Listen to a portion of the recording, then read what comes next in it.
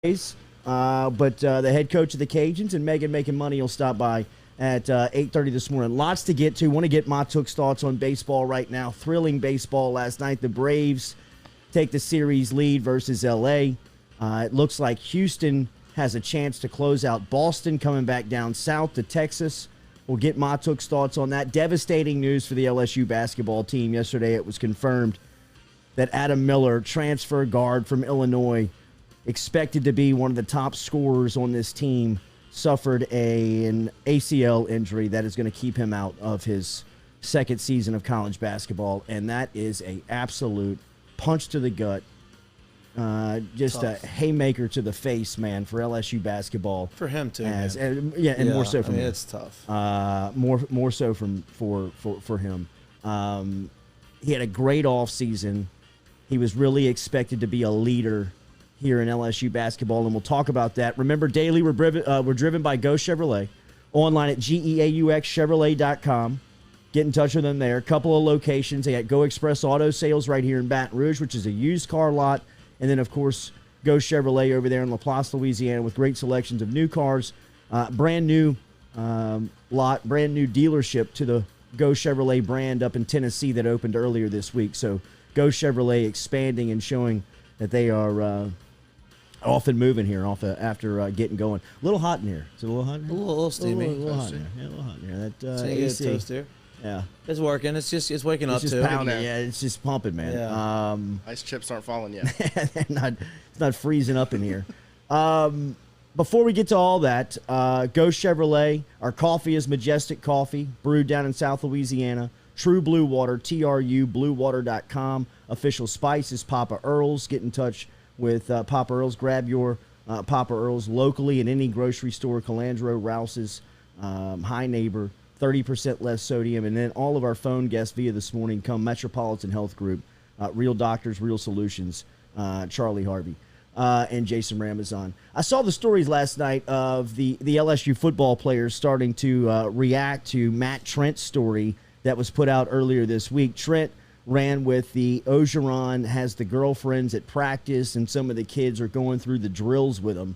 And that was that was a storyline that was very salacious for everybody to jump on and try and run with, and everybody was talking about it. The national media has picked that up, and those stories have really gone viral. I thought that this smelt and felt a ton like Derek Panamsky's work on a Wednesday night, where this story is 72 hours old, and for some reason, the majority of the upperclassmen and Big Cat over at Barstool decided to pick that story up on a Wednesday night and just randomly start tweeting about it. That to me was the clear indicator that Panamsky was in overdrive. I was at TJ Ribs for just a short amount of time last night. We were there before the show. Noah and Jack were there during the show. While I was there, Panamsky was buzzing around the floor of TJ Ribs like a little high school kid in the cafeteria talking about gossip, showing everybody his phone. You could tell that he was kind of up to something. And then as we were leaving TJ Ribs, you saw these retweets by Miles Brennan and Andre Anthony and Cardell Thomas and Neil Farrell and all these guys. And then Big Cat over at Barstool decides he's going to get into the mix. And when Big Cat sent the tweet, I said, this is Panamsky. This is DP 101 right here. Scrambling, looking to try and put flames out, but still not understanding the basic principles of public relations. Let it die. Just don't poke the sleeping giant, man. 3 days old. Why recycle the story into a news wire where you hadn't had any positive news? And he believes that getting upperclassmen, big media names to recycle this story and bring it back to the mainstream, that it's going to do Ogeron and himself any good. Just let that thing lay, man. Why would you kick that beast and bring that story back to life? Because 6 or 7 football players are out disputing it, and one of the most recognizable media faces in our country is talking about it. You think that's going to kill the story? Actually, it's probably going to bring a little bit more interest to the story. You think that's going to sway the opinion of what people already have in their mind on Orgeron and Panamsky, for that matter? And to think that this wouldn't bring this story back up and have us talking about it. Here we are, 7:10 in the morning. As soon as we get started. We nibbled on it. Right off We're the nibbling. top. Yeah, just put it out there, Yeah. man. We got something on the record to show about it. You can chew on it all day. We heard the Culotta show, Mahtook and Culotta were talking about how Panamsky had flubbed PR again. What happened? Oh, they were talking about that story where Orgeron was bringing his chicks' kids out on the field and letting them go through the drills. They say that didn't happen. That's going to be a lunch conversation at Phil's today. I mean, why? It just shows how out of touch, how unqualified, and just how much of a circus this has been under the direction of O and Panamsky, for that matter, and really the blind spot that Orgeron has had for Panamsky. I think he will look back on this 2, 3, 5, 10 years from now and say, what the hell was I thinking? Bringing in a radio guy and letting him sit on my right hand and listening to so much of what he had to say, all the while having qualified people all around me. I thought this story, and look, you can make of it what you want. We can start to debate whether or not it's true or it's not true. But the fact that the PR principals at LSU football, namely Derek Panamsky, who is Orgeron's right-hand man, thinks that this strategy is not going to recycle this story back into the discussion and back into the lunch tables and back into the back rooms, back into the water cooler, is just, you can't help helpless people, man. You know what I mean? Like, really and truly, you can't fix dumb. And that has what it has always felt like under this leadership, that it's just dumb, really. Daily head scratchers. Just confusing. Yeah. Why? Why would you do that? Why would you say publicly that you didn't interview coaches? Why would you allow somebody to take a picture of you and put it on social media? Why would you go to New Orleans during a holiday weekend and lay poolside with another blonde? Why? Why so many just missteps throughout this time in a job that you were crawling to get? I mean, like, this was a dream job for Ed Orgeron. Cried at the podium. Talked about how he prayed every day in the interim where he'd step outside, overlook the practice fields, and get down on his knees and pray to God and thank him for the opportunity, but also say, hey, man, lead me. Make sure that I'm doing the right things. And to where it has gotten now, where you've got your top lieutenant or, Orgeron's top guy almost sabotaging him.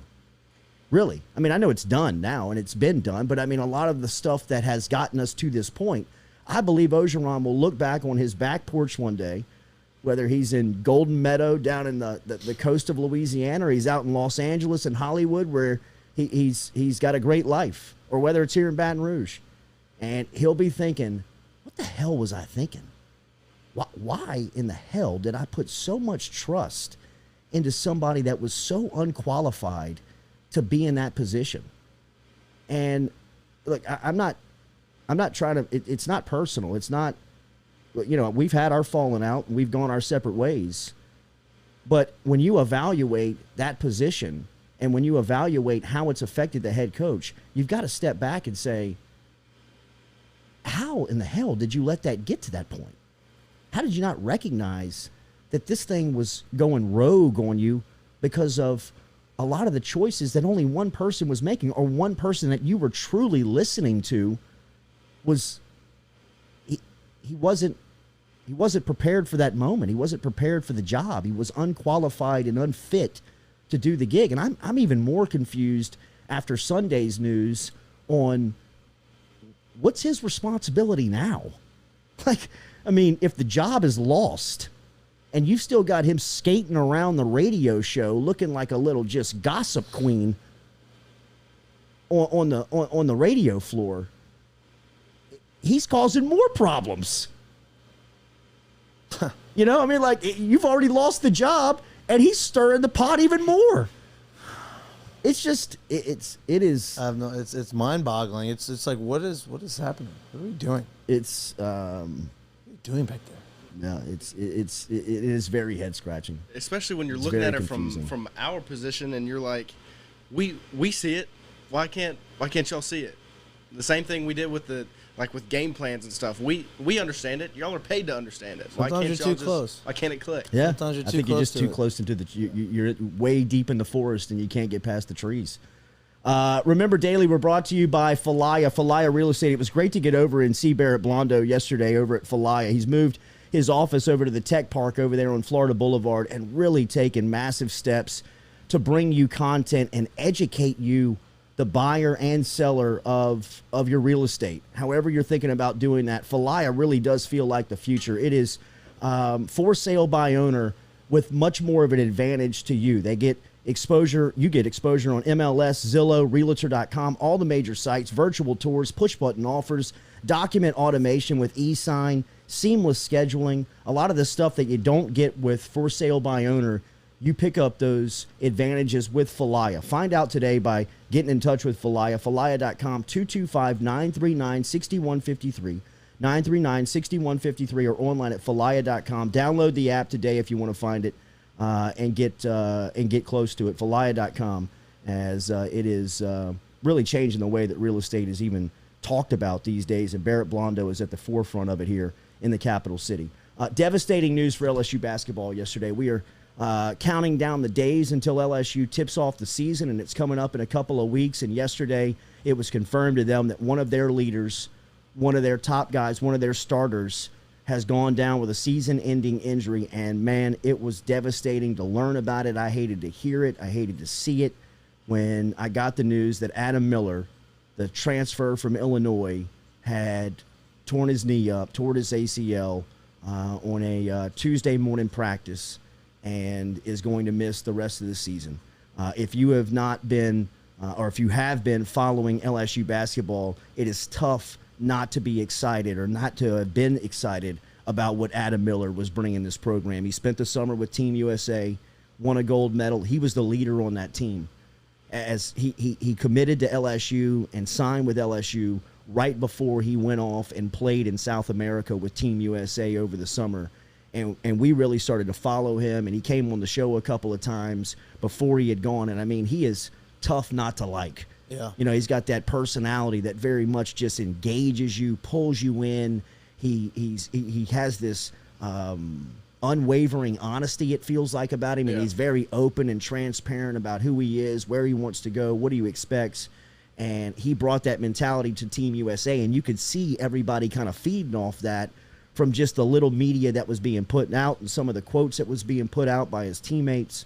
And there was so much expectation around Miller here at LSU to come into this team as it's constructed right now and really be a leader, really be a voice and an example that some of these newcomers, some of these young guys, and even the veterans. I mean, he was a guy that was an example. Yeah, I had a chance to speak to Darius Days on this, and Days said that Miller, his work ethic has been contagious to a person like him. 7 days a week, he is in the gym between 6 and 8 o'clock in the morning getting his shots up. Every single day he's eating the same breakfast. Every single day he's going through the same morning regimen in the workout, in the weight room, that Days kind of looked back and said, wow, look at this young kid that's so committed to the process. Am I doing what I'm supposed to be doing? Wow. I mean, I'm about to, they formed like a breakfast club like Pippen and Jordan did with the late Bulls, where they would meet there, they'd eat together, work out together, get the shots together, and they were going through their regimen every day because Days looked at Miller and said, man, this is impressive, bro. Like what you're doing, your commitment level is just kind of next level. Yeah. And I'm there in my basketball. I want to be next to you on this. And to lose a guy like that, like he was probably going to be their top scorer. He was at least expected to be one of the top scorers for this team going into the year. And it's just it's a hit. You can now they're talented enough, and really the strength of this team The strength of this Wade team is the depth. Yep, and that's the first time in maybe since Wade's gotten here that he has the definitely depth the that deepest he wants. team. Yeah, It's the deepest team that he trusts. Right. Like he's had talented benches, but when it came on the road, SEC, when you're in big moments, you don't know. You don't know. I can't really trust. Yeah. I think that 8, 9, and 10. I think on this team, Sweet you can. 16 team was pretty deep. Yeah. But the trust kind of fell off after Tremont, Skyler, and stuff like that. Right. There was a huge dip. Right. Right. Like on this team, there's a very steady, kind of like gradual slope down I agree. of talent and trust as you work down the bench. And some of these guys, like Justice Williams, now has pressure on him to step up. I think, the luxury of having a deep team is that you can get a guy like Justice Williams on campus and let him just go through the year and watch. What it's like to be a college basketball player, what it's like to go to class, go to practice, study hall, all that stuff. You can learn it, and then next year when you're really expected to play and have a pressure on you to score every night, you know what it looks like. You're not surprised by anything. Now Justice Williams, the clock, it quickens up on him. Same thing for Brandon Brandon Murray. Brandon Murray. I think they expected Brandon Murray to be a guy, but now his role's role increased. is just gotten bigger. That's right, it's increased. And then the biggest thing for me when I heard the news was Mwani Wilkinson, because Wade's praised him immensely since over the summer and stuff like that. And last year we didn't see him in a role other than kind of the dunker spot. Yeah. And so now we're actually going to have to be able to see him play like a guard and control the ball, shoot outside, do things like that without Adam there. There's a lot of guys on this team that I'm excited to watch, but for some reason, Mwani's I don't know. It may be because I like watching these guys that come in and they're super, super athletic, but maybe a little raw, and then just over time they progress. I don't know. Maybe I like to see that. I like to watch the progression and see how good they get and how good they become. And I don't know. I'm excited to watch them play. Well, I mean, look, like we said, they've got depth, and names like Mwani Wilkinson and guys like that are really expected to have a big year. Efton Reed comes in here. I mean, even a guy like Jarrell Colbert, who comes in from Dallas that not a lot of people have expectation or really know about. I mean, when you see him for the first time, you're like, damn. Yeah. Who is that? I mean, I had the same reaction. When me and you were at that practice, I was like, I don't know who that is. It can jump, run, catch, get to the rim. I mean, gives you a real presence out there, and a guy that's, not going to have a lot of minutes. Right. I mean, there's just not a lot of minutes for a guy like him on this team this early, but when something like this happens with a guy like Adam Miller, and it's devastating news, man, you hate to hear it just for the kid first and foremost, the student athlete. But, then you start seeing, thinking about the effects on the program, and, had a chance to just kind of have a talk to Coach Wade, but shared a couple of text messages with him. And, I mean, you can feel his mood in just reading his text. I mean, it's just, they are heartbroken for him, first off, for Adam Miller. And not only that, what we talk about with Days and how he's affected, Miller has affected Days, even in the offseason. I mean, they were looking so much forward to how he was going to affect the team within the year. Right. You know what I mean? Half times, timeouts on the sideline, into the game. I mean, all that stuff, what he could bring. I think he can still affect. I think he can still, the Andre Anthony effect. And watching the way he approaches his rehab, and watching the way, because the beauty of basketball is, he can still go, once he's able to stand on and put some weight on his knee, and after surgery, he's gonna be able to go in the gym and shoot. Maybe not take jump shots, but he'll be able to go sit the free throw line, shoot free throws. And I think that work ethic that he was showing and that discipline, he's gonna put it towards his rehab, and I think he can still show it, and he still can benefit and help the team that way. For sure. Daily, we're brought to you by GoFlow IV and Spa. Remember, GoFlow is located over there on Jefferson Highway. Get in touch with them online at goflowiv.com. They've got memberships available for you over there that you can get on 3-month, 6-month, and annual rates. It can help you with chronic dehydration, athletic performance, illness recovery, chronic illness, even can provide you a hangover cure. Get in touch with them, goflowiv.com, G-E-A-U-X, flowiv.com. Stop in and see them on Jefferson Highway. They are Baton Rouge's premier medical spa, specializing in IV hydration treatments with vitamin infusion. How much did last night's outcome in baseball surprise you? I mean, I told you, was it yesterday or 2 days ago, that I thought the Dodgers were going to win it now after the comeback win. And Braves shut me up, man. They came out there and they smoked them, dude. They came out swinging. I think they started the game off with not first inning, but they had back-to-back homers. The next inning they had another homer, so 3 straight solo home runs. And then they just continued to add on, dude. They just played winning baseball. They had guys, third base, less than 2 outs, getting guys in sacrifice fly, ground balls, whatever it was. And then just always putting pressure on the other team, man. It's tough. And 9-2 winners last night for Atlanta over the Dodgers, which means Atlanta takes a series lead 3-1, and Houston clubbed Boston last night 9-1, with the Stros taking a 3-2 series lead in that one. Yeah, man, I was a little surprised by that. Chris Sale was on the mound. He started the game off actually throwing really, really well. But Valdez, dude, the lefty for the Astros, threw 8 innings. You don't see many pitchers throw 8 innings, especially a guy that's not like the number one ace guy. And I mean, he had a sinker going, he had his changeup going. They weren't. I think they hit the first ball in the air in like the 6th inning. The Red Sox did. And the Red Sox mashed. They hit a bunch of homers, and he kept them at bay, bro. He threw really well. He knew what he was doing. Never got outside of himself. He knew how. My thing is, when you watch a pitcher and you watch him not try to be more than he actually is, it's fun to watch. Right. He's like, he doesn't get outside of himself. Like he knows, hey, I'm not a guy that's gonna go here. I'm not gonna blow this guy away. He has good velo, but has movement, and I'm gonna stick with this. They're not gonna hit me. And all they did was pepper ground balls, and he got 8 innings, and he saved their bullpen. I think that helped out a lot because, it's been playoffs. You want as much bullpen as you can get. Right. Now they have a day off tomorrow. Or no, they had a day off. Basically, had a day off yesterday and a day off today. Yeah. Yeah. What's today? Let's see. 21st. Atlanta and LA tonight. Yeah. That's the only game. Right. So the Astros, they had their bullpen had a day off yesterday, and then they're off today.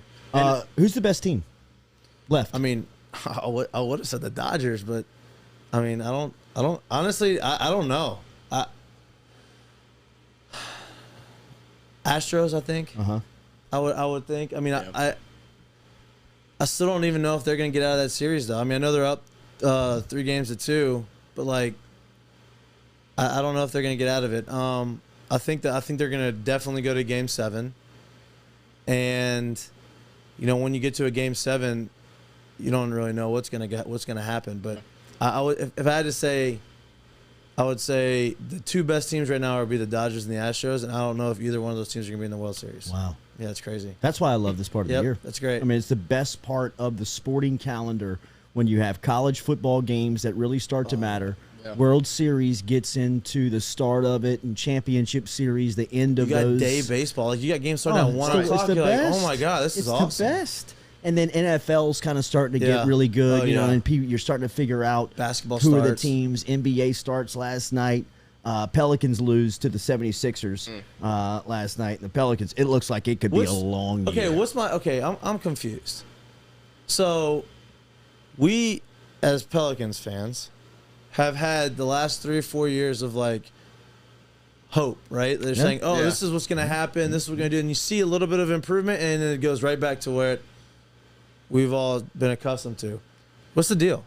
I think David Griffin's a fraud. Yeah. I think that everybody was in, bro. He duped everybody. He duped everybody. I think that the culture and that, going down to New Orleans a couple of days ago, which, by the way, we had a great meeting with Boot Crew Media down there, who's really doing a lot of cool things as far as the podcast world goes. And if you haven't and don't know about them yet, make sure you check out Boot Crew Media. But they've got a lot of Pelican sources. They got a lot of Pelican. Their passion, if our passion is LSU, their passions is Pelican. They love the New Orleans Pelicans, and they've got great sources in there. In fact, we'll talk to Blake from Boot Crew Media and get him on about some story. But it sounds like the culture is shot. Yeah. Like it sounds like nobody, like you think the fan base and like the media was duped by Griffin. The people inside the building are like, this guy is, it's not right. And even like if you listen to like Le Batard, and Le Batard has a great relationship with Stan Van Gundy. Yeah. And Stan Van Gundy had a one-on-one interview about 2 weeks after he was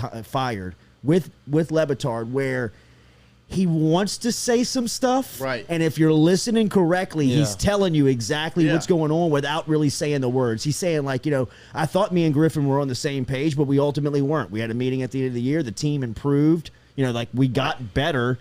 But he wanted other things, and I thought my whole role there was to improve them and find it better than I left it almost, each year. And talking about breathing exercises and everything that's in and around, like the piano story about Zion, like that's true.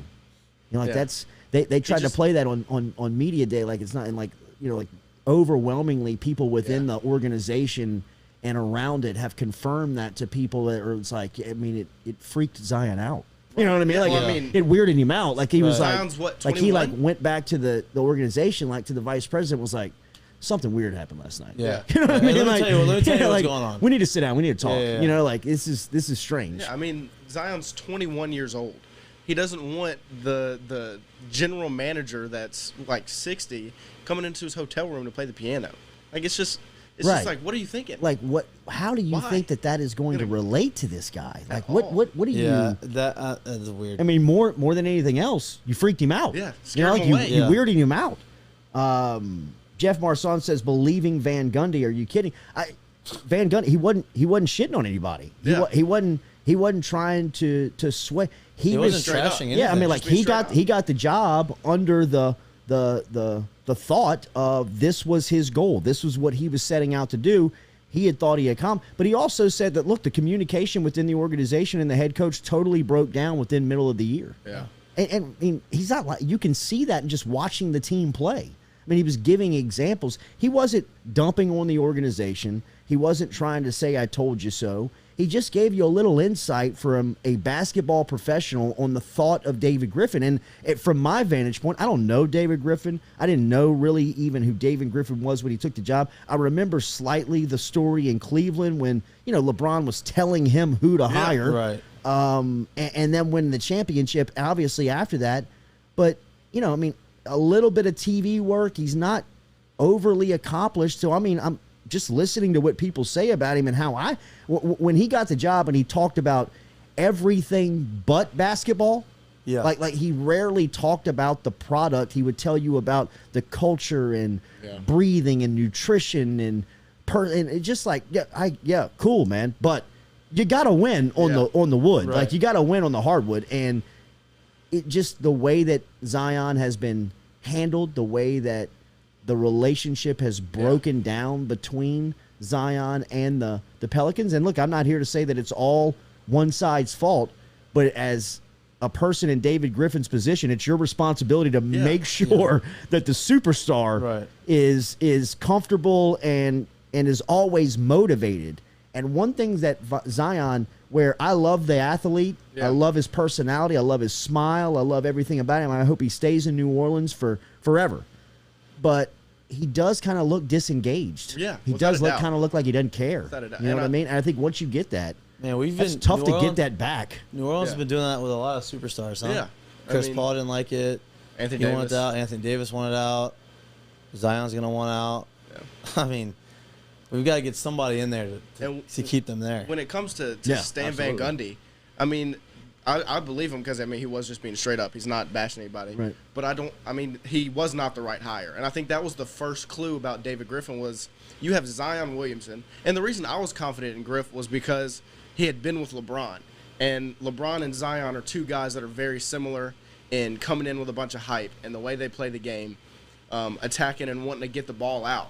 And you get Stan Van Gundy because you want a defensive team around Zion when what you should want is to just get people that can shoot the rock because that's all you need. Just put shooters around him and let him get to the lane and then make something happen. Yeah, I mean, not only was Stan Van Gundy a bad hire, the way that he handled Alvin Gentry was not any good. I mean, like he was saying that him and Gentry had a relationship. They were friends. They were, I mean, like for what he gave Gentry and for what Gentry did, it didn't feel like he deserved to be fired at all. You know, I mean, it didn't feel like he needed to get into a coaching search at that time. And then the whole JJ Redick situation. Yeah. Where JJ's old, he just wants to go. Well, JJ's very well respected too. Yeah. He just wants to go to a championship team. Yeah, and when JJ makes playoff teams. Right. He's been his whole career. He didn't miss the playoffs until he got to New Orleans. Pelicans, yeah. Right. And that's right. He's just very well respected. People like him around the game, and to hear him say stuff like that and go, it's like that's. He's not somebody who's going to make shit up and just say it. That's the deal. People are talking that don't normally say things. Right. Yeah. You know what I mean? Like Jeff Marsan says in here, the piano story is false. Griffin and Zion said it was. Well, yeah, they did. They're not going to say it to the public, but I mean, if you ask anybody around the Pelicans and anybody around the media, like off the record, off the mic, they've been like, that totally wigged Zion out when he brought him into his hotel room and played the piano for. Like that happened. People lie sometimes. Yeah, absolutely. That's especially to portray a public image. You don't want to get like that's why LSU is so laughable. Right. You know what I mean? Because they say stuff into the public where you're like, no, don't say that. Yeah. Like, well, I'm just telling the truth. Well, no, don't tell them that you didn't interview the coach, man. Like sometimes you don't have to lie. You just don't have to say it. You just don't say it. You know what I mean? Like, everybody thought you interviewed him until you said you didn't. Yeah, I mean, like that. People were speculating that you didn't, and you didn't. Like, don't say that. I mean, you can go out there and say, yeah, we went through the process and we talked to a bunch of guys, and Pelini was the right one. I didn't tell you that I didn't interview him. Right. Also, didn't say that I did interview him. Right. You know what I mean? But we can get past that, and it's just when you watch the Pelicans play, they feel like LSU football did when they were in disarray. Mm-hmm. They look unorganized. They look out of whack. And I know Willie Green, young, fresh-minded coach. I will say last night looked better. They did look better. Last night, I mean, my takeaway, I didn't watch the full game, but Nickeil Alexander-Walker, in my opinion, should be in this starting lineup for the whole season because he's a legit scorer and a guy that you can put around Zion and Brandon Ingram. Ingram had a nice night. Ingram played well. Yeah. The biggest letdown was Valanciunas. He was like 3 for 19. Who they signed to a mega deal yesterday. And I think he'll get it straight. And I think that was the biggest downfall of the game. I think that's why we lost. Was Valanciunas just wasn't.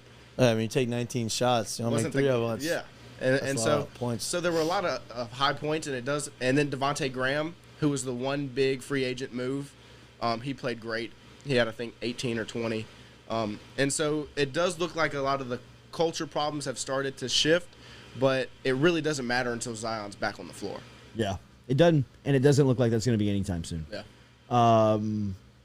So NBA was in action last night. No Ben Simmons for the 76ers in Philadelphia comes into New Orleans and beats New Orleans 117-97. That story here a little bit too in New Orleans. That story is wild. Yeah. Like I jumped on some Philadelphia media yesterday. I bet you they are hammering, bro.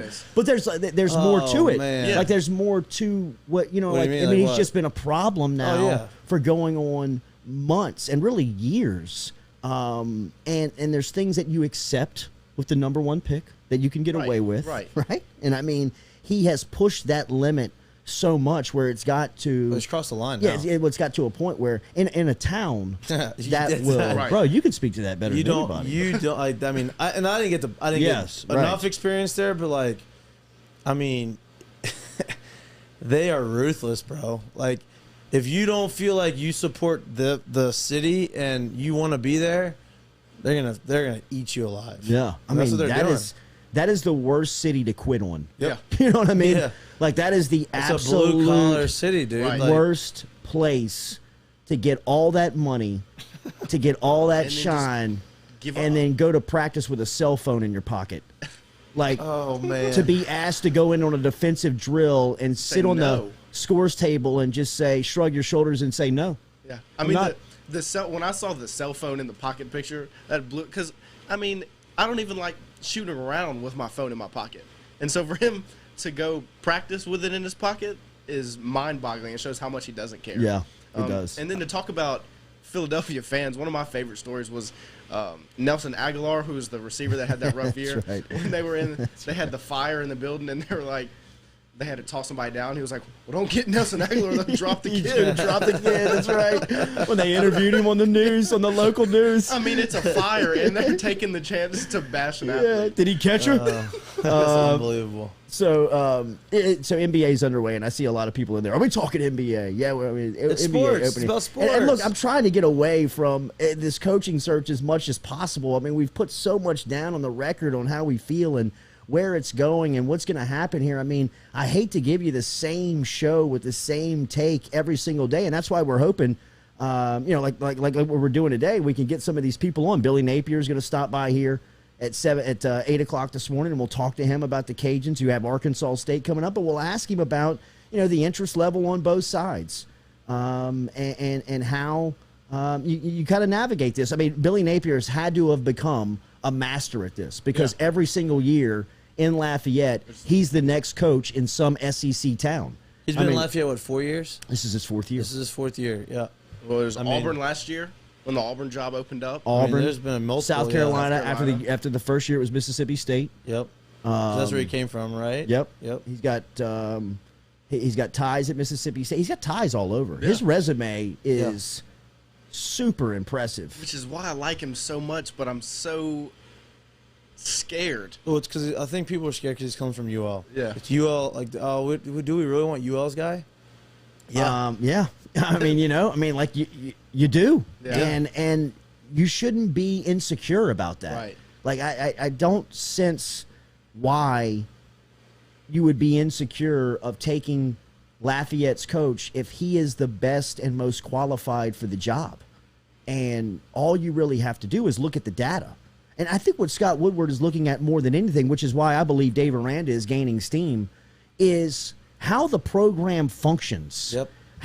It's not just about Saturdays, right? And it's not just about the public relations stuff that we've stomped on. Honestly, the easier part. It really is. I mean, it really is the easier part of the program, but just the day in, day out, kind of the stuff that we talk about with David Griffin being a flop on without, he talks this big game that he can build this program and this culture and this winning mentality where Billy Napier hasn't told you he was going to do that. He just done it. Yep. You know what I mean? Like he's just gotten into Lafayette, and Mahtook has spoken to it, and people have been through here. It is tough to win at that school with the consistency like he has done. I mean, it's easy to go in there and get a Jake Delhomme and win for a couple. You know what I mean? People have done it. They've had a couple winning seasons. He's doing it now. This is 3 straight years. He's 5-1 right now. Of 10 wins. He's 5-1 right now after they're going to win the division. I mean, Coastal just they got beat last night. Just lost. They got beat by Appalachian State. We beat UL beat Appalachian State by like 30 points. So I think to look at what he is doing at Lafayette, he comes off that Saban tree. He's been with Saban a couple of times. Yeah. He's got real big advantages in the state of Louisiana in building relationships with recruiters and high school coaches over the last 4 seasons, and even before that, when he was at Alabama, Clemson, Mississippi State, Arizona State. And to me, as this process goes on, you look at the way that his program functions over the last 4 years, and you got to say to yourself, I don't care if that's at the high school level. I don't care if that's at Clemson. I don't care if that's at UL Lafayette. That's impressive. Yeah. You know what I mean? That's impressive. The culture, the winning mentality, the recruiting, the development. I mean, he's putting guys in the league.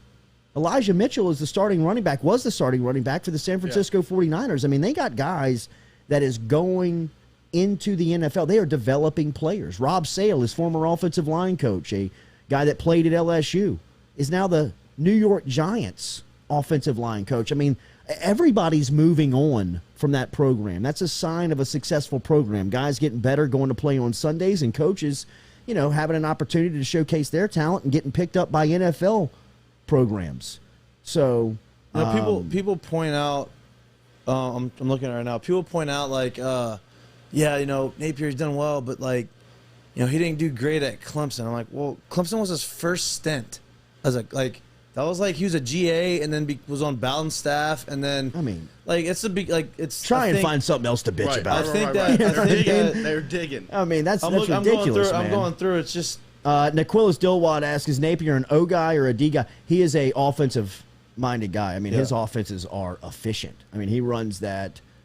He comes from that same style of Kiffin, Kingsbury, that whole crew. I mean, it's fast tempo, up tempo, on the line of scrimmage, putting the pressure on the defense. He's an offensive guy. And see, that's one of the things that surprised me was Levi Lewis, his quarterback, was a guy that went to Scotlandville that I've seen play in person in high school, and he wasn't that impressive of a thrower. He's very athletic. He can run all over the place, but he was never that impressive of a thrower. But as he's been the guy in Lafayette, he has improved each year, and it shows the development factor on the offensive side of the football, which is something that we've lacked. And we're not saying he's going to get the job. I think he's a candidate that should be talked about a little bit more seriously. I like what he brings. I like, we talked about the number one issue at LSU is culture, and I think that's his big thing over there.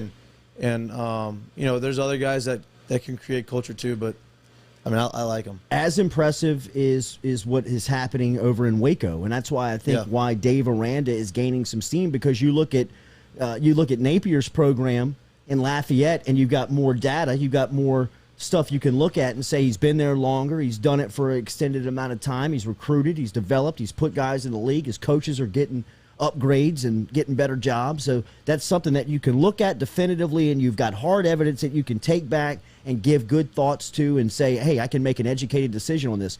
Aranda is not as extended, but in the short time that he has been at Baylor, and now granted, Matt Rule left him in a really good spot. Yeah. It was a really good program that he took over.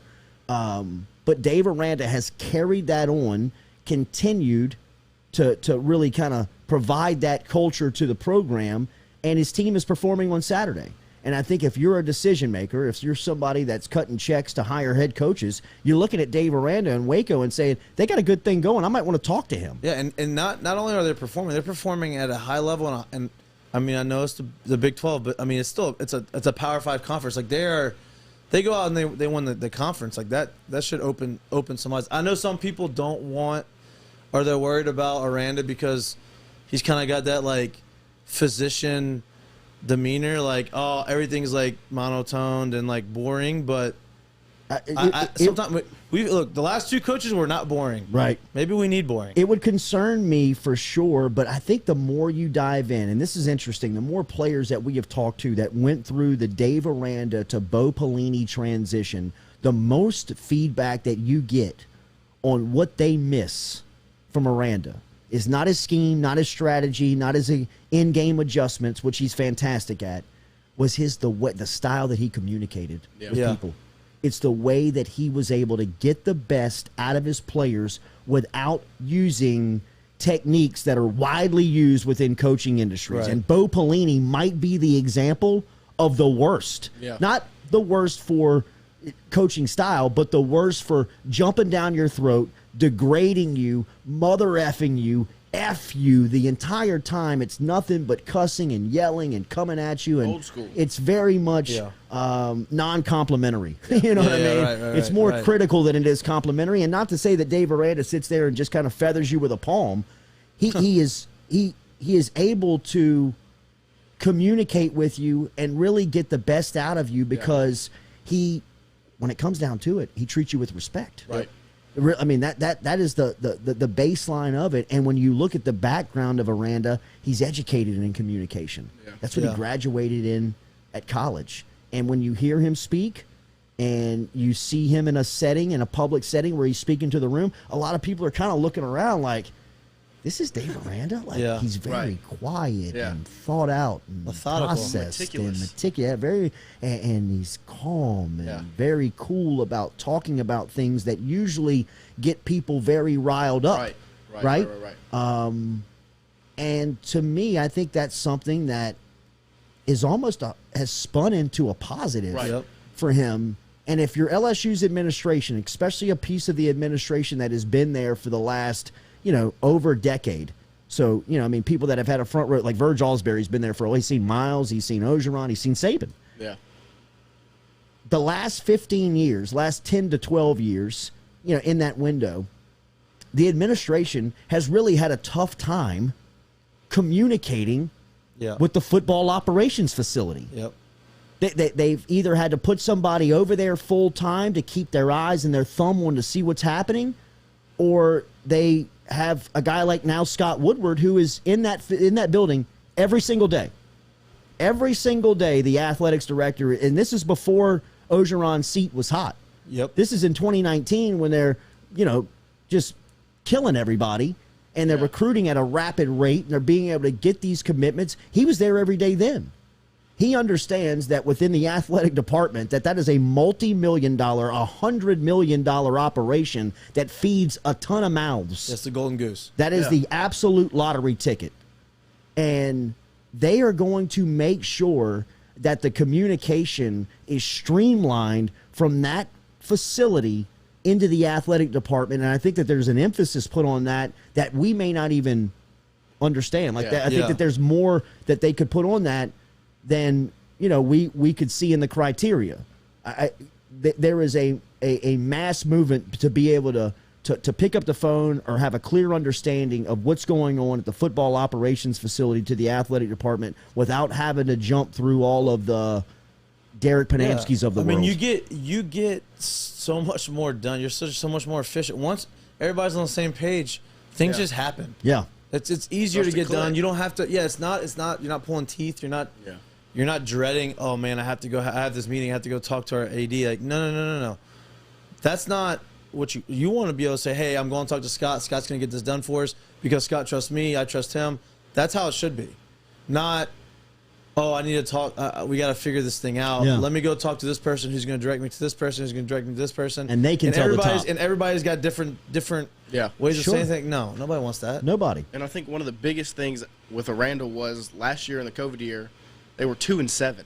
Like, they were very underwhelming. Right. But he was able to turn that around in one offseason with a roster that is nowhere near LSU's level. And so to look at where LSU's at right now, you give him players more talented, and his ability to communicate can do the same thing. Yep. Turn it around. Daily, we are brought to you by Cajun Ready Mix. Remember, online at CajunRMC.com. Cajun Ready Mix provides ready mix concrete products and services to meet all of your concrete needs. That's for residential, commercial, industrial, and municipal spots and projects. Cajun Ready Mix has 9 state-certified plants to service the greater Baton Rouge area and all major outlying cities. That means for you that your concrete will be delivered on time and to the exact specification.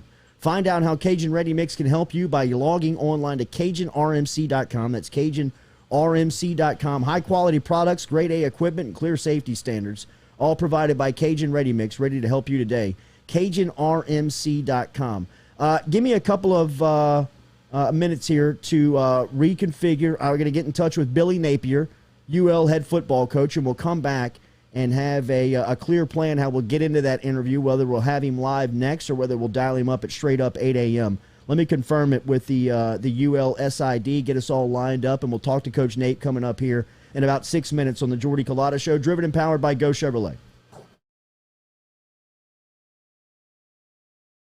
True Blue Water, true hydration at its finest. Right now, you're only a few minutes away from getting your 5-gallon water delivered to you, just like we are over here at the UDL. All you got to do is log on to truebluewater.com. That's TRU, bluewater.com. The website's fantastic over at truebluewater.com. You can get your service and find out how quick it is. You can schedule a delivery, even hop on the billing system right there at truebluewater.com. TRU, bluewater.com.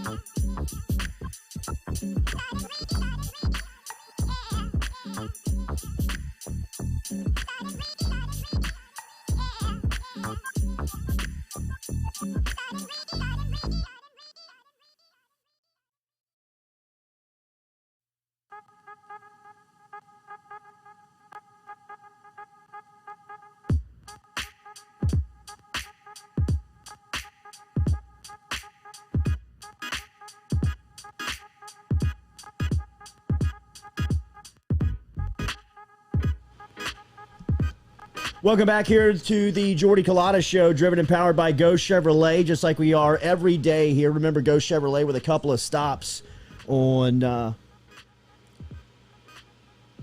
we lose, Coach?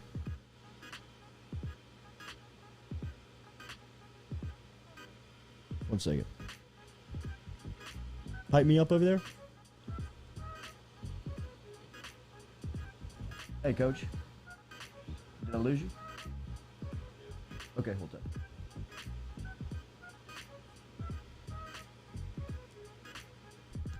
All right, welcome back here to the Jordy Culotta Show, driven and powered by Go Chevrolet. As we said, we've been talking a ton about this LSU job and it being open. It became official last Sunday. Obviously, some of the names that have been popping up in and around this job. One name that has been routinely brought up is Billy Napier because of the success that he has had down in Louisiana. And they play tonight. It's actually game day for the Cajuns. They're 5-1 again here under Coach Nape, going after another title in the conference, which they have done routinely under his direction. And a lot of stuff that we want to talk to before Arkansas State and Louisiana square off tonight. Coach, good morning. How are you? Do it again. Coach, you there? All right, hold tight. Let me reset because this call is dropping. Let me pull Napier right back up, and we'll be right back to you. Unknown caller.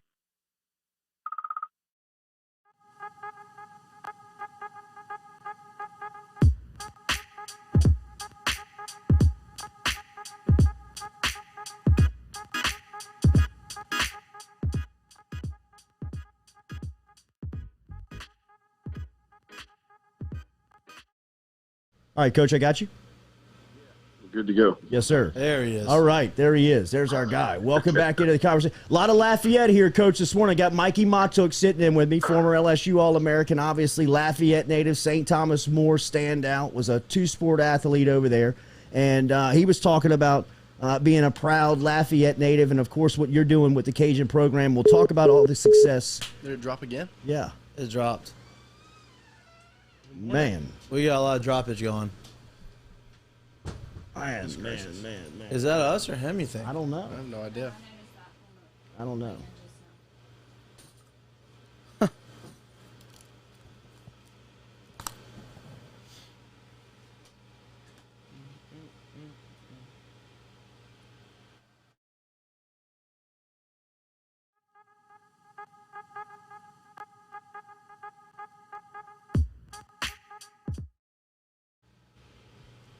All right, we got some phone issues, so let's just dive into it. We got Coach Napier with us here on this Wednesday morning.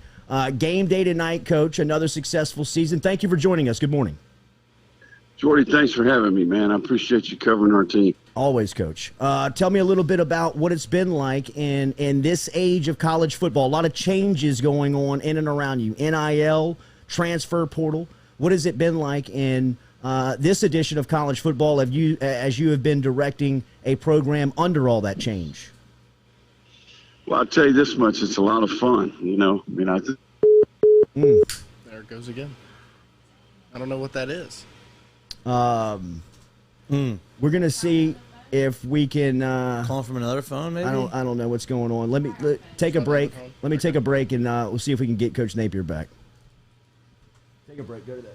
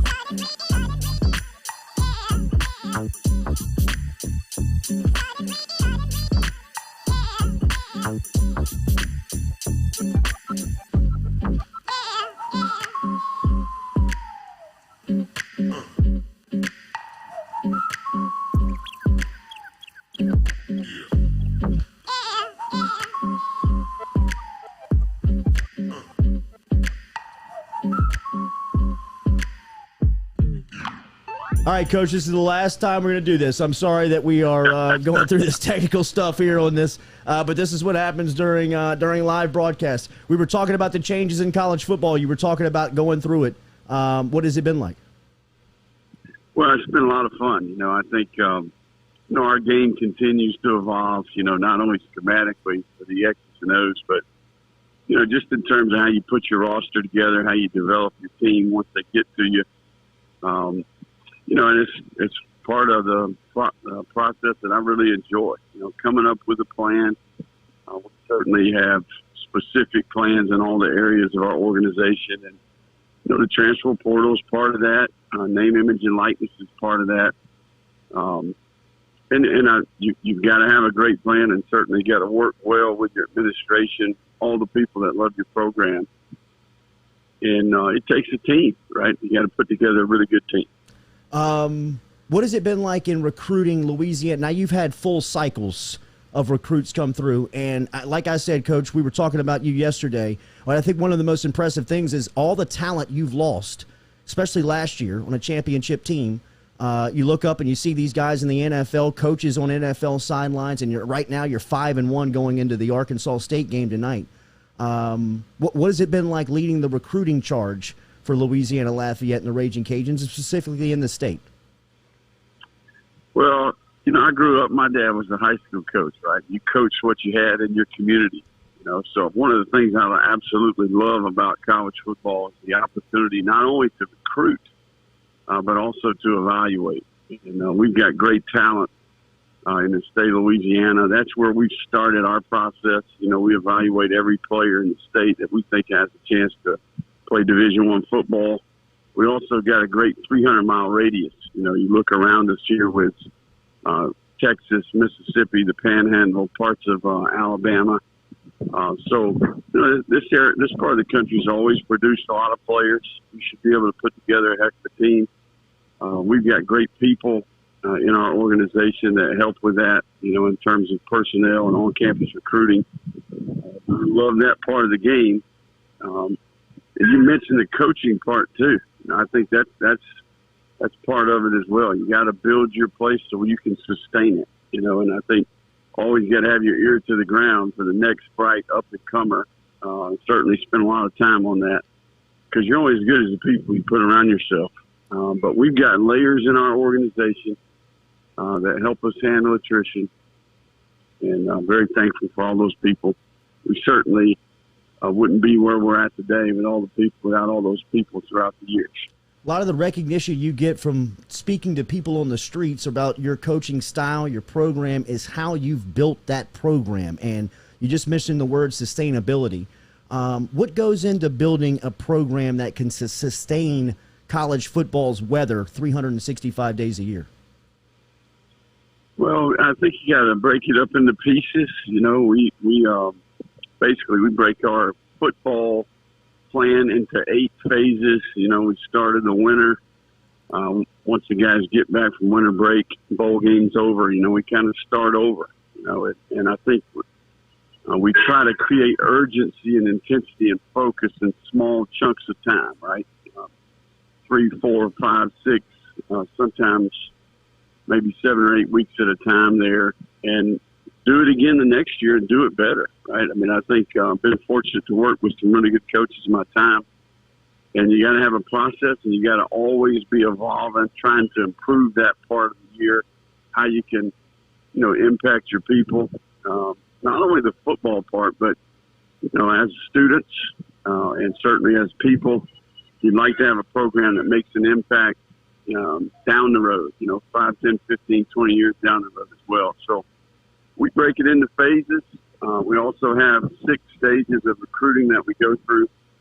And the great thing is we're in year 4 here in Lafayette. We've had a chance to do this over and over a couple of times. We've hired good people, and it continues to evolve and get better. And I'm thankful for that. Your name routinely comes up. No way. Oh, son of a. No way. Right No on way. cue. No way. Goodness I gracious. think he's cooking breakfast. No way. He keeps hitting the end button. No way. I'm hearing pots and pans in there, No Maybe way. Spatula doing a Man, flip. this is a big one too. No way. Oh, dang. I mean, you were lobbing it up and it just got blocked. I mean, it's not even answering no more. It's not. I mean, It's I definitely on his end. you think? Scott unless Scott someone's up Will, your Scott Willard knows. Unknown caller. Coach, this is unbelievable. This is I got full service. Right? so do we, Coach. This is amazing. I don't know if somebody is watching or listening to this interview that is trying to snipe this interview, but somebody is after us. So I got to ask this one real quick before they come and shoot us down again. Your name routinely pops up around big jobs every year. I wouldn't be doing my job if I didn't ask you this. A lot of people around Baton Rouge think that you're a good fit for the LSU opening. Have you heard from them, and how do you manage this when you have your team that you're worried about and that you're coaching throughout the season? Well, look, I think that there's always going to be distractions, right? If it's not, something like this, it's something else. I think each team each year has a set of problems, a set of things that can kind of distract you from your ultimate objective. And I think what's important here is my obligation to our staff, our team, our university, the leadership we have here at UL, and I'll focus on that. You know, I mean, it's the only way I've had any success along the way. So, you know, I think it's good that it's a positive distraction, you know, and I've said this many times publicly, you know, any recognition that we get or my name gets is a product of a lot of people. You know, we've had great people come through here, and certainly have got some great people in the building right now that do a terrific job. You know, I come to work for the players every day, and I think my job is to try to position them for success, to work hard, to have a plan to help them improve, you know, as people, as students, as players. And, you know, there's always going to be opportunities for the train to get off the track if you let it, you know, but I think it's important that you stay focused on the task at hand. We play Arkansas State tonight, and, man, we work year-round. You only get to play this game so many times, and as a competitor, I think it's important that you stay focused. What's the advantage to your program in playing in prime time like you will tonight on a Thursday night?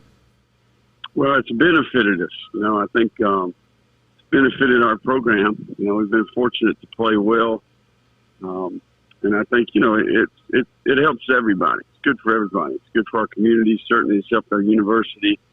Helps us in recruiting, but it only helps you if you play good, right? So I think that's the focus on our end is to try to do our part to position the team for success. No way. No shot. No way, bro. Oh, way. man. No way. Jeez. No way. I've never seen anything When like you this. call him, don't just hold the phone. Don't put it down. Don't move it around in the air. Just keep it right there. Right there. I can't believe this. I know it is. This is unbelievable. I mean, This never happened. I mean, for Someone's outside, dude. for anybody that Cutting this thing could up. happen to, I mean, Is it ringing? no, it's not. And I told him if it happened again, I was going to let him get back to his day Yep. because I mean, you know, this is game day for this guy, Yeah. Yep. and Yep, we've got no technical doubt. difficulties going on. And truth be told, you know, we asked the question that we wanted to get the Right, answer we to. got the We got the video. one. Maybe shoot him a text. Hey, sorry Yes, about that. Thank yes. You know, I am going to do whatever. that. Somebody's We behind got. us. We got. Who's out there? Somebody's out there. Is it Blake from the chat? Blake Blake? from the chat. Um, Someone's out there. Carpool Queen, it's good to see you.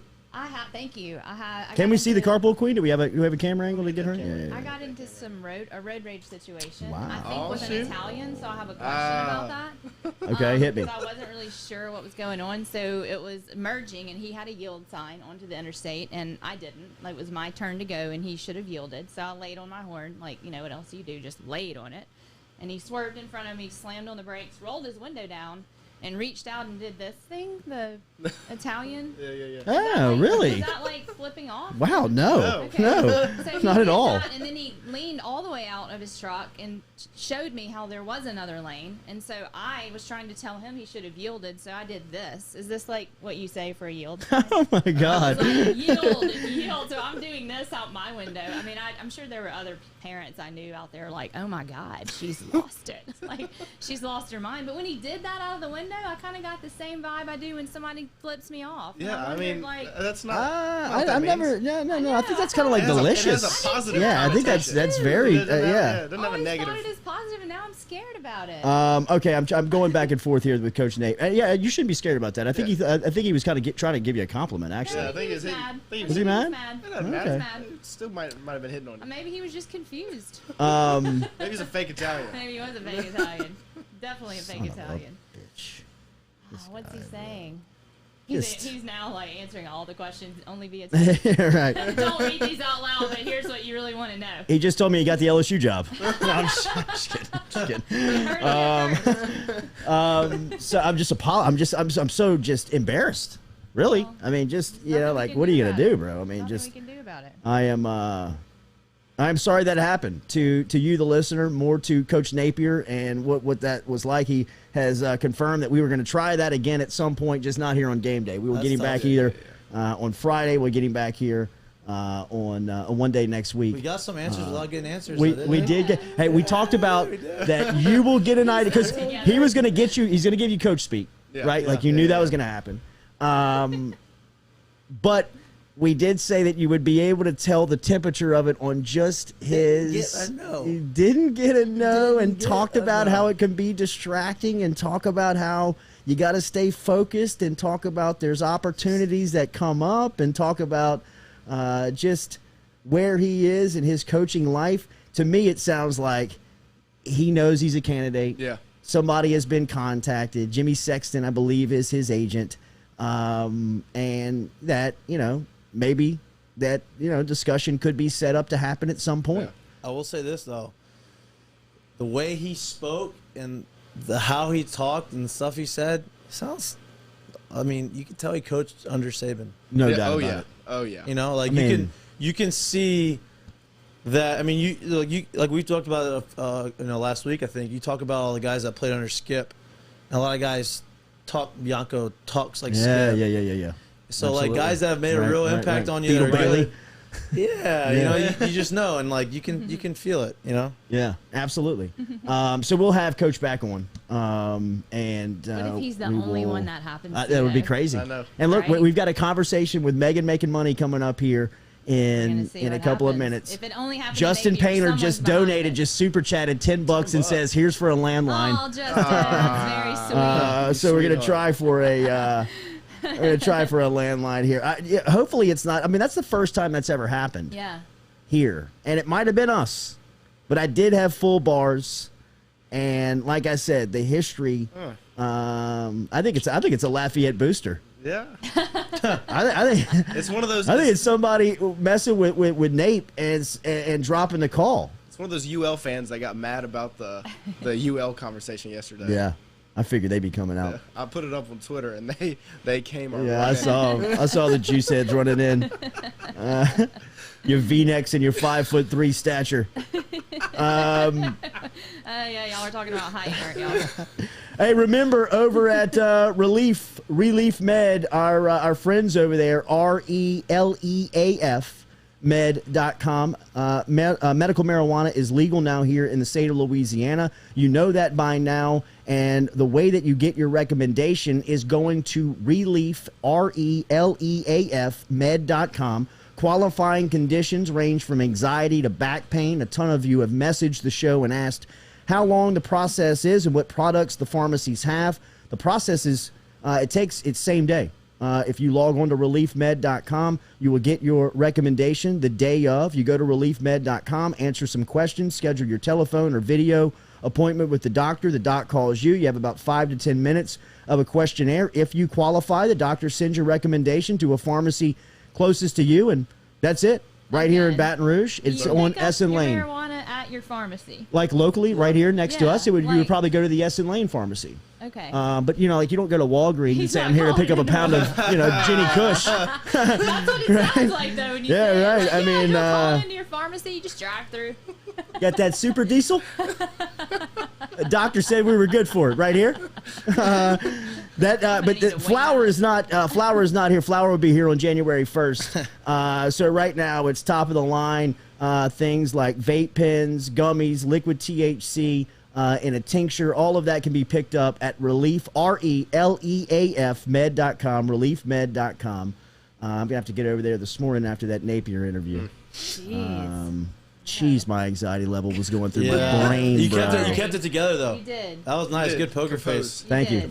My anxiety level is high for you, and Because I wanted to scream "motherfucker" at the top of my lungs. I thought we At were the top going of to my see you lungs. explode. Really. I mean, how about when it drops and we're asking him the LSU question?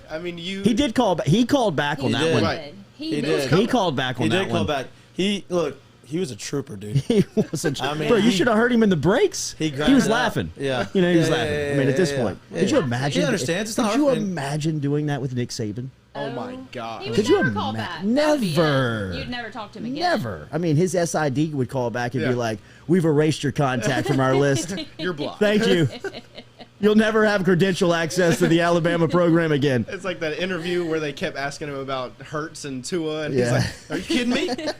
You call back? Is this a joke?"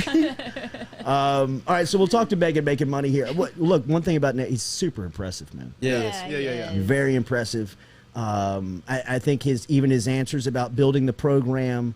It's a 365-day-a-year effort. He goes through the 6 phases of recruiting that they look at. I mean, it's just very detailed, right? And I think the point of, how much they have turned over their roster and their talent over the last couple of years. The coaching staff, Rob Sale, who very much was helpful in helping us get Coach Napier on this morning. In talking to people like Rob Sale, who knows a ton of football. He's a New York Giants offensive line coach. He spent time with Napier. He's been on Saban's staff. He played for Saban at LSU. He's been all over the place since then. Rob Sale has told me he's the best college coach he's ever been around. And like that this guy deserves the LSU job. And sure, I think that Sale, he's a little biased there, but he's got a ton of experience. He's got a ton of evidence to make that opinion on. And he's very valued when you hear his thoughts on a football coach, and to hear what he says about Napier and just the attention to detail. I don't think that anybody's ever going to find Nick Saban again. I think that Right. The myth goes that Shaquille O'Neal is like he's the great white buffalo in basketball, where people have searched the world over and over and over again and cannot find a 7-footer that can run, jump, catch, do all of that stuff like Shaq could. Break backboards. Right, with the power and strength that he had. I don't know if you'll ever find a Nick Saban in college football again. Like, I don't know if you'll ever find Skip in college baseball because there's so much parity. Too much.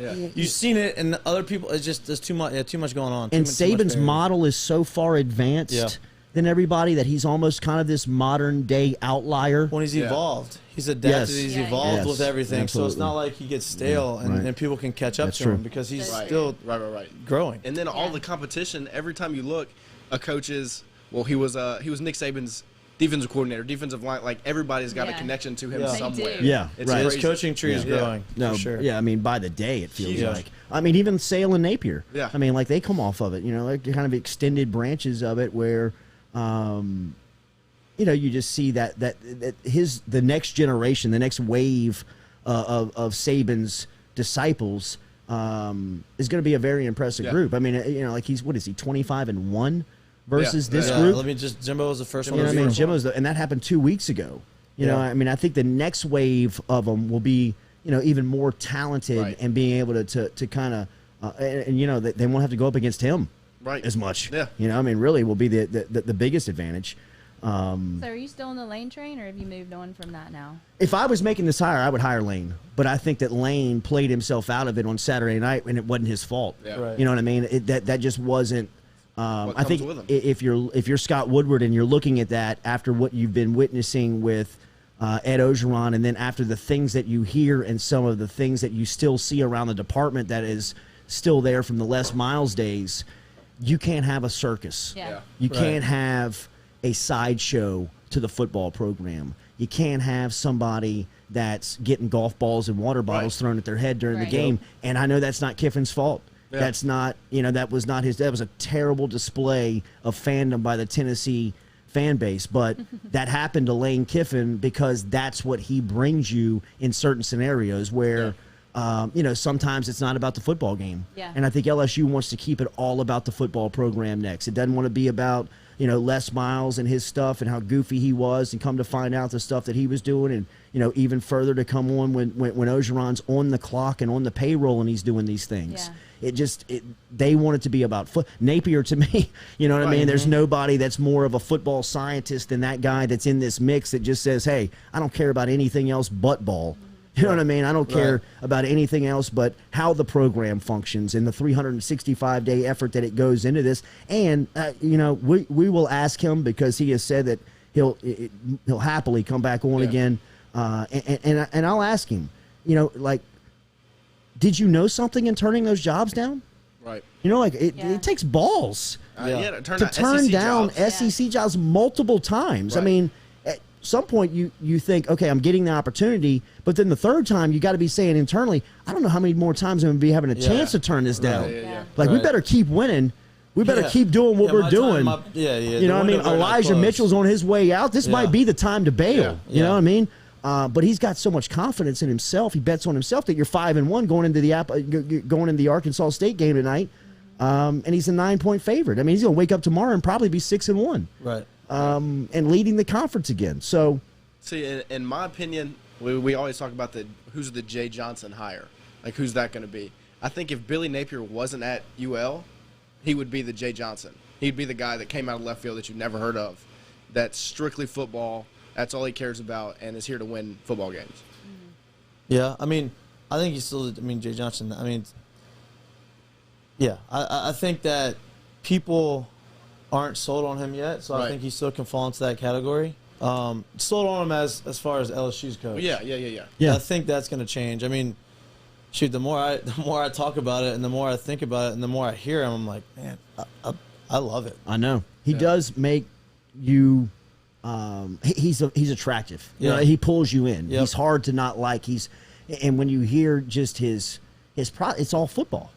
You know, I mean, it's all football. Cajunomics says he's gonna get complacent. Cajunomics says he turned down Auburn because they wanted to force him to hire certain coaches. That's right, but he got offered the job.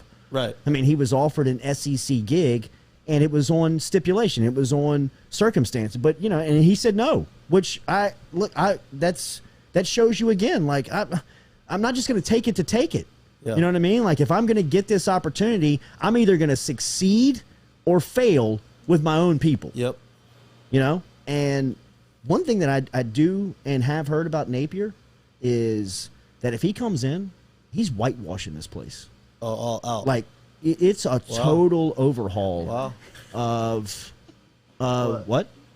Somebody, Cajunomics said. He said he probably turned down Mississippi State because it's Mississippi State. And I told him I agree. Yeah. Such a hater. Those cowbells. I'm done with this. But you know, I think you know why? You know why? Because Napier doesn't want anything getting out of his program. Yeah. No, I mean, I get it. I really do. Like, he doesn't want anybody being loyal to somebody else or more loyal to somebody else. This is his deal now. I understand it.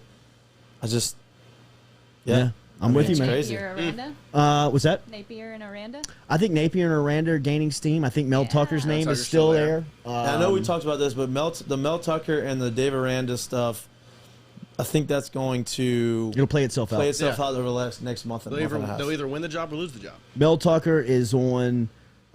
He's at the toughest part of his schedule over the next 4 weeks, over the next month. So you'll have a clear indicator on where and how he stands with LSU. And same goes for Dave Aranda.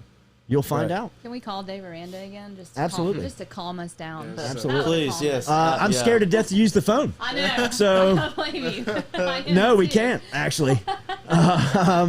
Daily, we're brought to you by A-Bears. A-Bears Meats. Remember, you can find them over in Highway 73 in Dutchtown. Get over to A-Bears today to pick up your selection. If you are tailgating this weekend, if you're heading over to the Cajun game tonight, if you're listening in Lafayette, get over to A-Bears. If you're driving through here and you want to stop in Gonzales and grab one, remember, newest location of A-Bears coming in Baton Rouge over at Robert's Neighborhood Supermarket over there next to Superior Grill on Highland Road. There will be 630 feet of square feet and space of A-Bears specialty meats right there inside of Robert's shopping for Robert's grocery store. I don't know why I keep forgetting grocery store.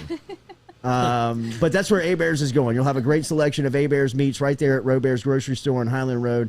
Whether it's a turducken, whether it's boudin, whether it's steaks, whether it's ground patties, whether it's specialty meats that you want to take home and cook this weekend, remember A-Bears. A-Bears specialty meats bringing you the Jordy Culotta Show. All right, we're going to jump back on the phone next. We're going to try Megan making money. She's down in Lafayette too, bro. So we'll see. Maybe Acadiana. Yeah. Maybe Acadiana. So we'll see. We'll talk to Megan making money next here on the Jordy Culotta Show.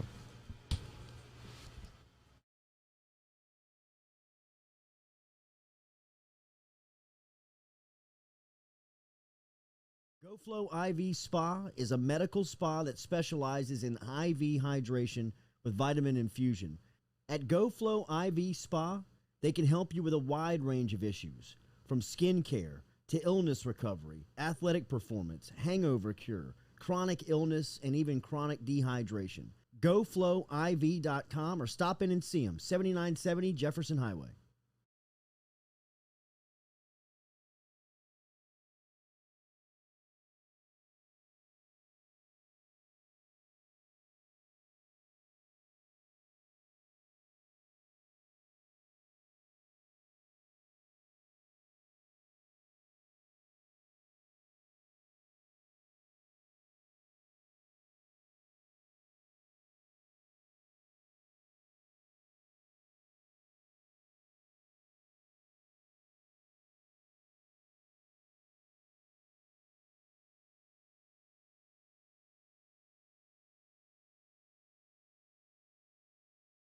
Go Chevrolet is proud to announce Go Express Auto Sales, the new used car lot located in the capital city of Baton Rouge, Louisiana, at 11522 Florida Boulevard. Go Express Auto Sales is online at goexpressautosales.com, or you can search them on Facebook and social media at Go Express Auto Sales, the newest addition to the family of Go Chevrolet. Remember, Go Chevrolet is located down in Laplace, Louisiana, but now welcoming aboard Go Express, the new used car lot located in Baton Rouge, Louisiana at 11522 Florida Boulevard.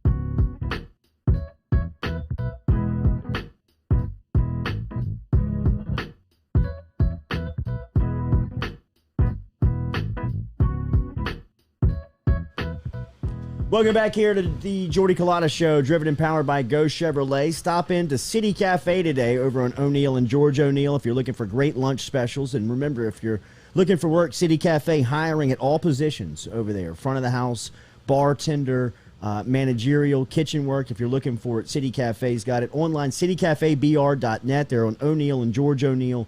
Stop in and see them today. If you're looking for brunch on the weekends, Sunday mornings, 10 o'clock, the brunch is open. All right, we'll see if we've got phone problems here. Megan Making Money is here. We talked to Coach Billy Napier from the Cajuns 30 minutes ago, and we couldn't get past a question without a cell phone dropping.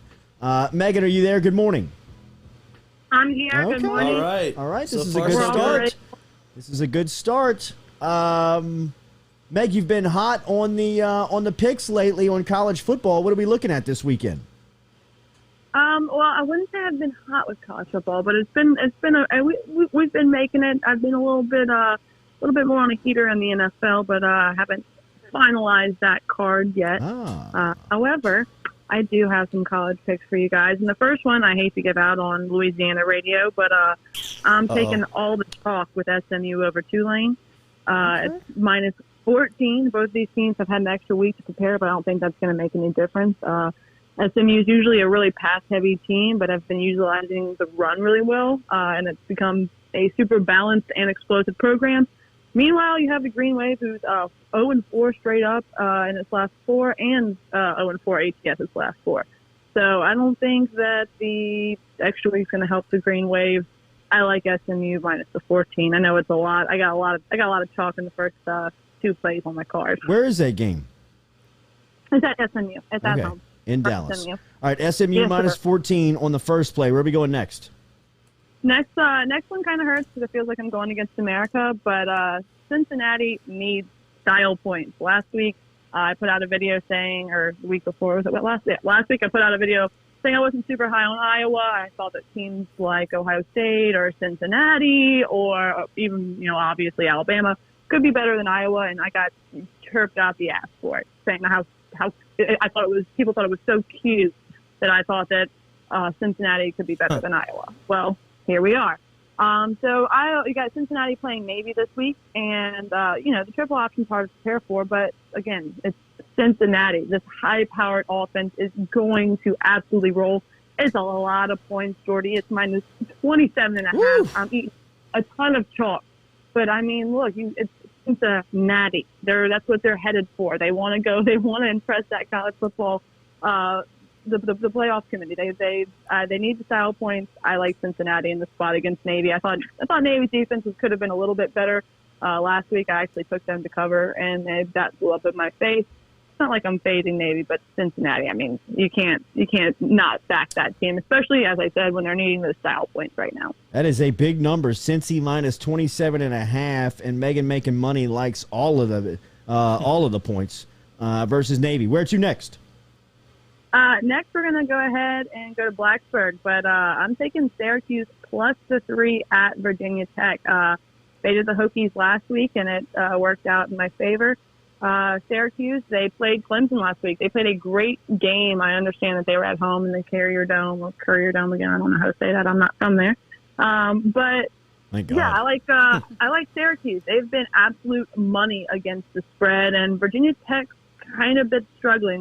Syracuse is 5-0 ATS in their last 5 and 6, or 5-0 straight up. No, I'm sorry, 5-0 ATS in their last 5. I'm so sorry, and then 6-1 ATS in their last 7 on the season.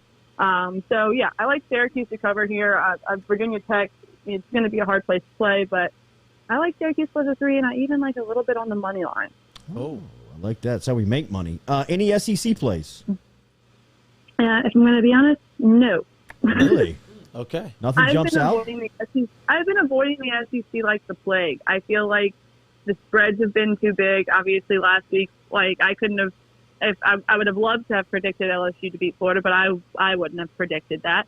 I would never have predicted A&M to beat Alabama. I just feel like right now you got Georgia at the top, and that's about it. I just have not liked the spreads. I've been enjoying watching. It's definitely been an entertaining season, but I haven't been loving the SEC the last couple of weeks at all as far as betting perspective. Why so much? No, go ahead. It's actually been kind of nice because those are the games that I really do want to just sit back and enjoy and watch and not have to sweat because those are the teams that I enjoy watching. I don't necessarily enjoy watching Syracuse and Virginia Tech. Like, that doesn't do it for me. However, the number does with Syracuse and Virginia Tech. So why the success over the NFL over the last couple of weeks? What are you seeing? I know you don't have your picks lined up for this weekend, but what's been jumping out at you? I just haven't been overthinking the NFL, and I think that's been bringing me a lot of success. This week, wasn't. And my teasers. Teasers have been absolutely killing it.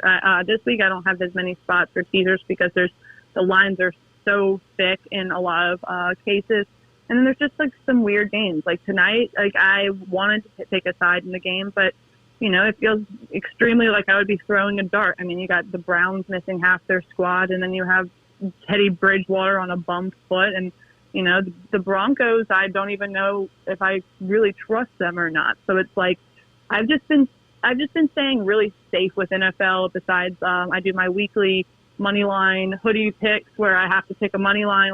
Well, not have to, but I choose to pick a money line. And win or lose, you opt in $50. Win or lose, you get a hoodie or a crew neck. I've been 4-2 in those. I've lost the last 2 weeks, but we're getting back on track this week. Colts money line this week. So that's the only play that I do have locked in is the Colts money line. Megan, you're from Lafayette? I am. You are. Where'd you? This is. I'm from. I mean, this is not a policeman. You're not getting. You're not getting interviewed or rated. Yeah. Where'd you? This is Mikie Mahtook. Yeah, we're in Lafayette. I didn't know that. You know you're from Lafayette.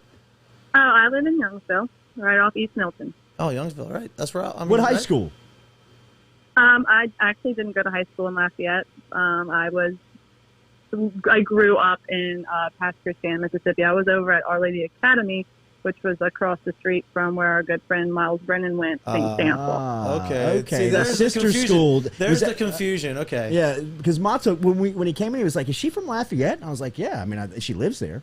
I've been here 7 years, well, 8 years. How do you like now. it? How do you like it? We love Lafayette, especially where we live. I mean, I have access to whether it's Costco or downtown or wherever I want to go within all minutes of where I live. So Nice. I love it here, and the people are really nice. It's a big small town feel. Yep. Do you think LSU should hire Billy Napier?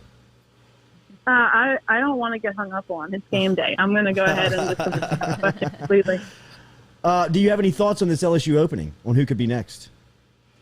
Honestly, I don't, and I think it's just because I'm so locked in with just my bet that I'm just focusing on that, and until I know who is, the next head coach, then I can focus on what's going on. But right now, I got to keep making money, Jordy. You can't let everything cloud the money perspective. Making us money, Megan. Megan making Thank money. you. Barstool. Remember, barstoolsportsbook.com. Barstoolsportsbook.com. Megan making money is from Barstool. Any more trips planned? I know you were in Chicago a couple of weeks back. Anything happening more through the college football season?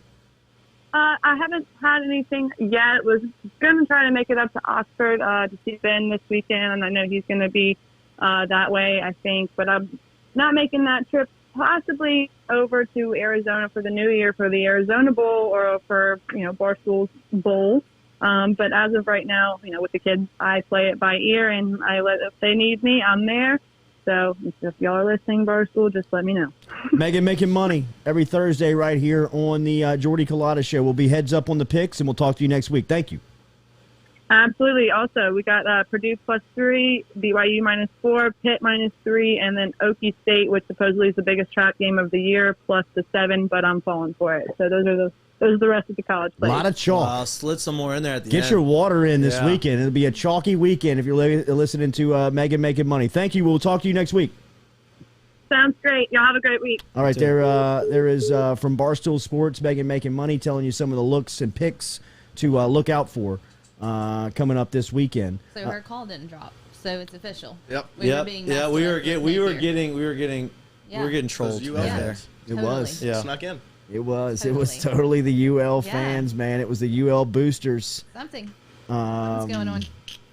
Golly. It's Napier, weird, it was right? on his end. I hate to send how do you send that text? Like, hey, coach, it was on your phone, not ours. It's your fault. Yeah, right. It's your fault.